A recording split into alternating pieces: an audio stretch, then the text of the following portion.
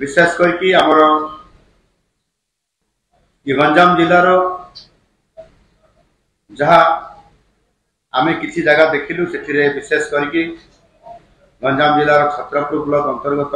लक्ष्मीपुर ग्राम ग्राम पंचायत अंतर्गत नाउली ग्राम और रंगेलुंडा ब्लॉक अंतर्गत गौंजू ग्राम पंचायत अंतर्गत गौंजू ग्रामर अदिनिया वर्षा होइतिबा फसल नष्ट बुलिकी ताकू आमे देखिचु।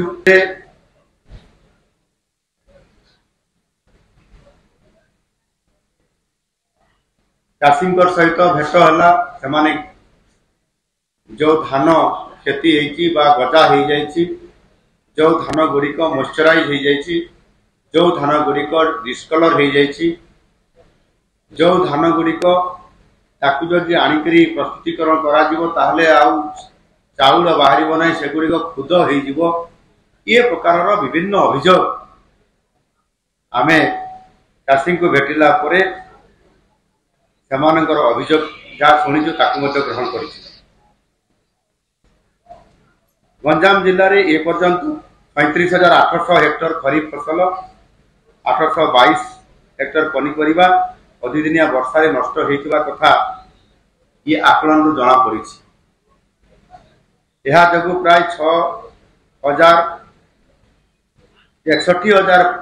61,540 संख्यक चाषी प्रभावित होबार मध्य आकलन करा जायछि। तेणु यहाको पुनर्बार आउथरे मध्य आकलन करिबा पई जिलापाल को निर्देश दिया हिची एवं सारा राज्य रे मध्य जोठी यदि किए आगरो आकलन करिसंती पुनर्बार आउथरे ताको आकलन करिवे सरजमीन तदंत करिवे सेति पई आरआई तहसीलदार बीडीओ कृषि अधिकारी एवं विभिन्न संपुक्त अधिकारी माने मध्य सेतिरे भाग नहीं पारिबे एवं निश्चित भाव मु चाषी को प्रतिश्रुति मु दउछि सठिक आकलन आसिला परे प्रकृत क्षतिग्रस्त केते हेइछि एवं जो मानकु इंश्योरेंस क्लेम माध्यम साहाय्य मिलिबो क्लेम करिबा पई एवं जो माने एथिरे अंतर्भुक्त नाहंती सेमाने मध्य किबळी भाबरे साहाय्य पाइबे सेति पई चाषी कर पई सरकार चिंता करूछंती। मु आशा करिबी जे सेमाने तांकर क्लेम बा अनुरोध संपुक्त अधिकारी मानकु निश्चित भाबरे आसंता काली मध्य जो गोटे दिन एक्सटेंशन हला सेतिरे सेमाने तांकर क्लेम करि पारिबे। ये गोटे बड़ सुजोग अच्छी चाषी जो तार क्षति होती ताकू भरणा करिया पई सरकार साहाय्य करिया पई निजे इतरे ताकू अपील करिसंती आ सेति पई ए गोटे दिन गुरुत्वपूर्ण दिन सेतिरे समान संपुक्त होइकरी याको निश्चित भाबरे करिया पई आजि ओडिसा चाषी मुहरे हस फुटिबा पई नुआ सरकार आसिला परे निरंतर भाबरे चाषी को विभिन्न प्रकार आर्थिक सहायता प्रदान करिबा पई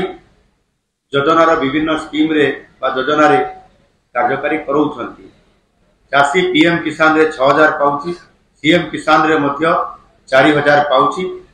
ये दुईटी आर्थिक सहायता हिसाब रे जेतेबेले चाषी ता चाष कार्य आरंभ करिबा समय रु ताको दिया जाउची जो थरे कि चाषी 10,000 टंका प्रथम रु ही पाउची। यह अन्य कौन से राज्य रे एते आर्थिक सहायता मिले ना। ठीक सेमिति भाव चाषी को मध्य धान पड़ी याडी पेपरमेंट रे मध्य 800 टंका इनपुट सहायता दिया जाउची। यह मध्य सर्वभारतीय स्तर रे सबठार अधिक और से दृष्टिकोण निश्चित भाव आज तापरे भी जो चाषी